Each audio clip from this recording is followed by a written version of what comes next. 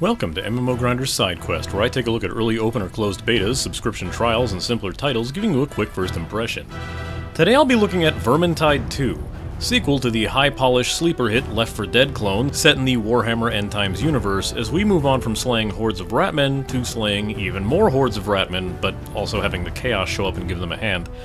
The sequel is getting quite the heavy amount of gamer attention, so let's see just what was added to have this sequel seen so much more favorably in the public eye. The game still looks overall fantastic for what's basically an indie project. The lighting and visceral action are top-notch, even if there's still the occasional model warping issue and amusing glitches that can crop up from time to time.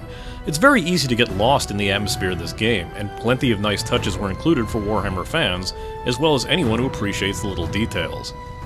Each playable character has a distinct style, just like the last game, with even more looks based on their classes.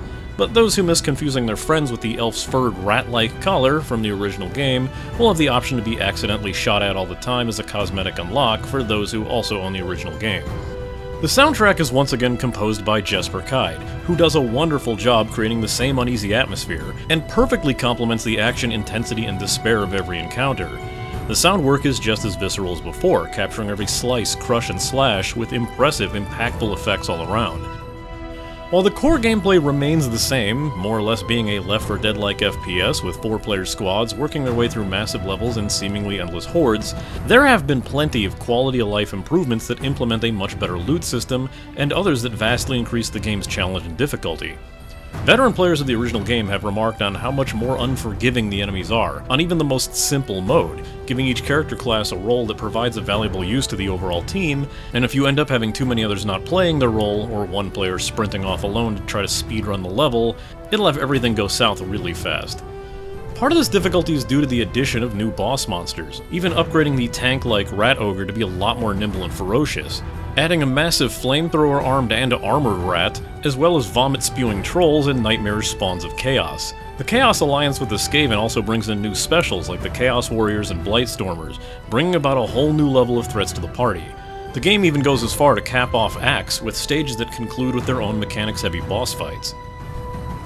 While the Ubersreich 5 remain as playable choices, the ability to choose different classes for them was added in this new version, allowing things like the normally tanky Dwarf to take on a fully damaged role, or the Empire Soldier to become a decent ranged class. These can even come with their own weapon sets, are unlocked at higher levels, and can be swapped easily. Each character and class available also has a new special career skill mechanic that can turn the tide of battle with a button press, as long as your concentration bar is full.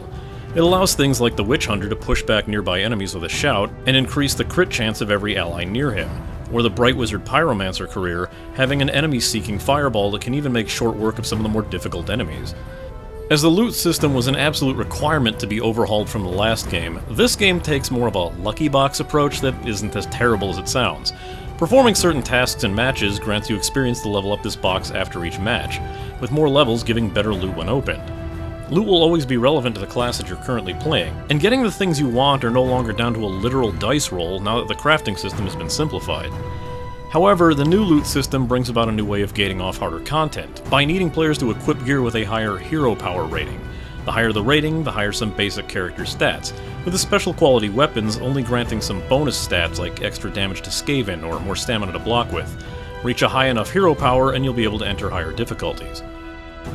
While pugs remain the make-or-break-your-sanity level of frustrating and lower difficulties, the community does tend to get their heads together once heading into the tougher skirmishes. And if you're enough of a masochist while live streaming the game, you can include Twitch integration, which will allow your audience to vote on spawns that'll arrive, or grant benefits to certain players.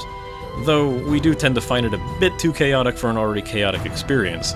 It seems to crop up at the worst of times and offers no benefit to your in-game play beyond the randomness and interaction with your stream audience. There's plenty more we can go over here, but fans of the original will likely notice these changes immediately.